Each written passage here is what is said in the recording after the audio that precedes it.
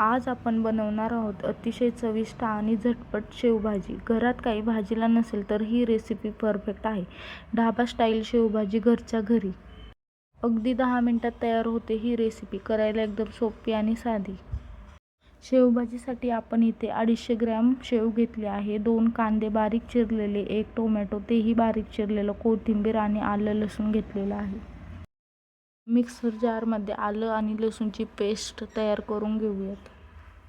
त्यानंतर आपण जे टोमॅटो चिरून घेतले होते त्याचीही प्युरी करून घेऊयात. कढईमध्ये 5-6 चमचे तेल घेऊयात. तेल चांगलं गरम झालं की त्यात जिरे आणि मोहरी तडतडून घेऊयात.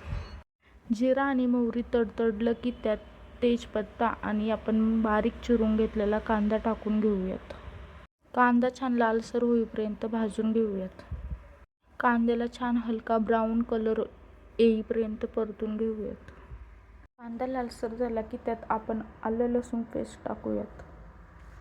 आलं लसूण पेस्टही छान परतून घेऊयात. त्यानंतर त्यात आपण तयार करून घेतलेली टोमॅटो प्युरी घालून घेऊयात आणि सर्व साहित्य छान मिक्स करून घेऊयात. त्यानंतर त्यात हळद, लाल तिखट, कांदा लसूण मसाला, धने पावडर, काळा मसाला आणि शेवभाजी मसाला टाकून सर्व मसाले मिक्स करून घेऊयात. मिक्स करून घेतलेल्या मिश्रणामध्ये थोडंसं कोमट करून पाणी घालूयात. पाणी टाकून झाले की सर्व साहित्य मिक्स करून घेऊ आणि 5 मिनिटं एक उकळी काढून घेऊयात.